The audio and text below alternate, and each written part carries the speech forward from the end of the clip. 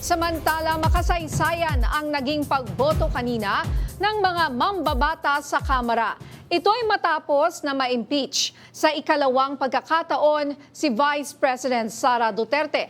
Alamin pa natin ang ibang detalye mula kay Mari Ocampo. Mari?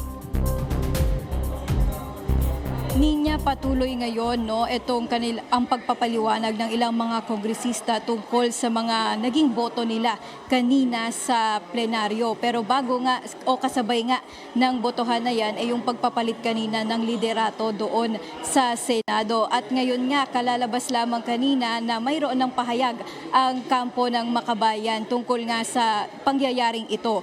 Kinondena nga ng kanilang bloc ang umano'y pagmamanipula sa impeachment process laban kay Vice President Sara Duterte matapos ang pagpapalit ng pamunuan sa Senado. Sa isang pinagsamang pahayag na ang nangyaring pagbabago umano sa Senado kasabay ng nakatakdang pagpapadala ng Articles of Impeachment laban kay Vice President Sara Duterte ay walang ibang maaring pagpapaliwanag sa susunod na pangyayari kundi isang political intervention para umano protektahan ang mga makapangyarihan.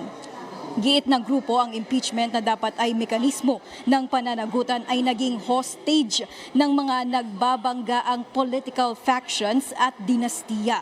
Nagbabalari na Makabayan na posibleng maantala ang pagbubuo ng impeachment court dahil sa bagong alignment sa Senado na umano'y pumapabor sa Duterte camp. Binanggit din nila ang desisyon ng Korte Suprema na nagbibigay ng case-to-case interpretation sa salitang forthwith na posible umanong magamit upang maantala nga itong proceedings. Ayon sa kanila, hindi malayong mangyari ang isang acquittal na nakabatay sa political numbers at hindi sa ebidensya. Ngunit para nga kay Lanao del Sur Congressman Zia Adyong, iginagalang niya raw ang desisyon ng Senado bilang co-equal branch ng Kamara.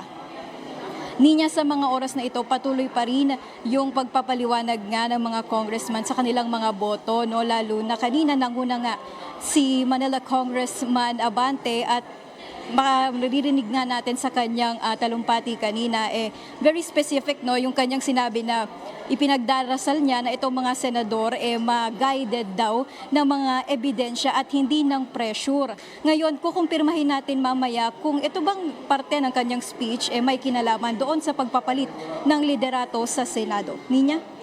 Alright, maraming salamat, Mari Ocampo.